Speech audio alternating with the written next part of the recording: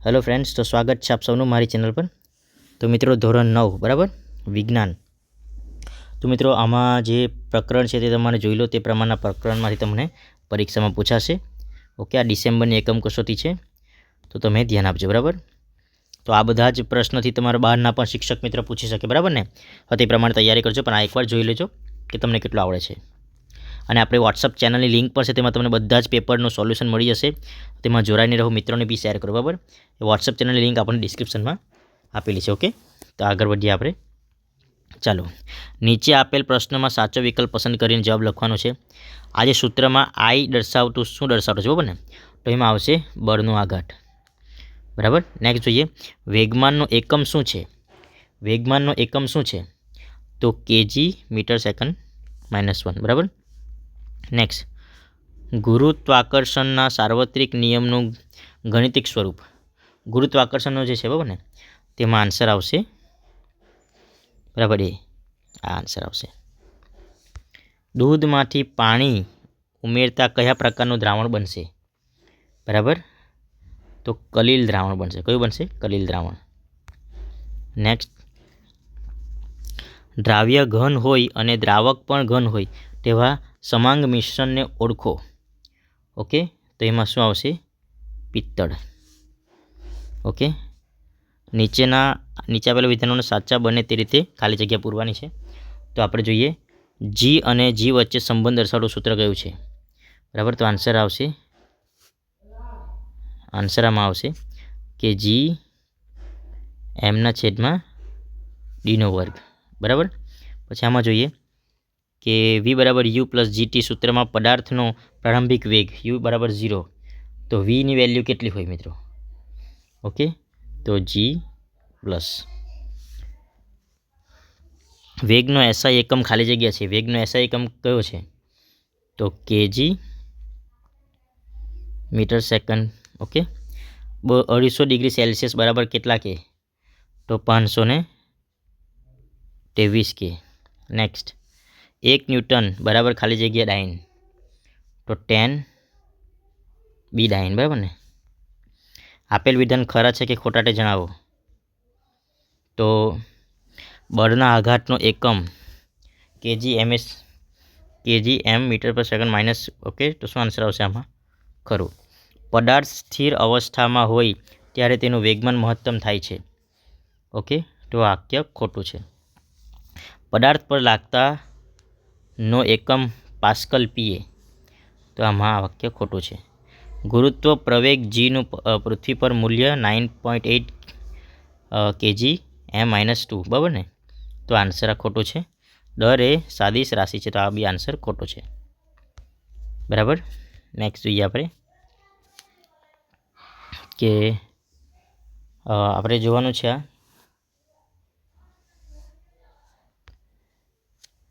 આ વિભાગમાં કુલ 10 પ્રશ્નો આપેલ છે, જે પૈકી કોઈ પણ પ્રશ્નનો ઉત્તર ટૂંકમાં આપવાનો છે બરાબર ને। આ 2 માર્ક્સનો છે બરાબર, તમારે જોઈ લેજો બરાબર। નેક્સ્ટ આપણે જોઈએ સેક્શન બીમાં વિદ્યાર્થીઓએ બરાબર નીચે આપેલ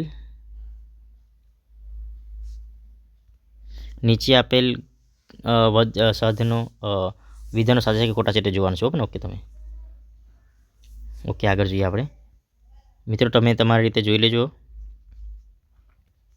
અહીંયા આપણે જોઈએ, નીચે આપેલ વિધાનોમાં સંકળાયેલ પ્રક્રિયા ઘટનાનું નામ આપો। તો આમાં જોઈએ, આંધળા ઓરડામાં એક નાના છિદ્રમાંથી પ્રકાશનું સાંકડું કિરણ દાખલ થતાં તેના માર્ગમાં આવતા કણો દૃશ્યમાન થાય છે, તો તેનું શું કહેવાય? ટિન્ડલ અસર મિત્રો। શું થશે? ટિન્ડલ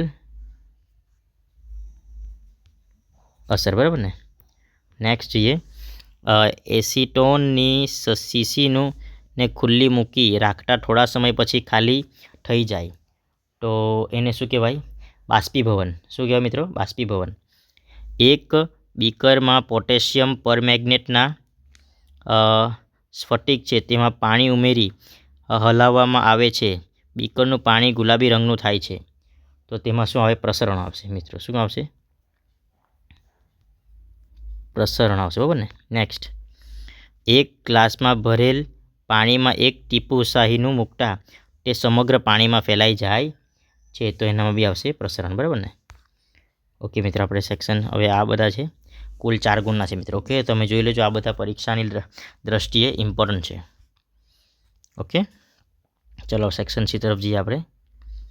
આમાં આપણે જોવાનું છે કે કયા ફેરફાર લોખંડના કબાટની કાટ લાગવો તેને કહેવાય રાસાયણિક ફેરફાર, બરાબર મિત્રો, રાસાયણિક ફેરફાર.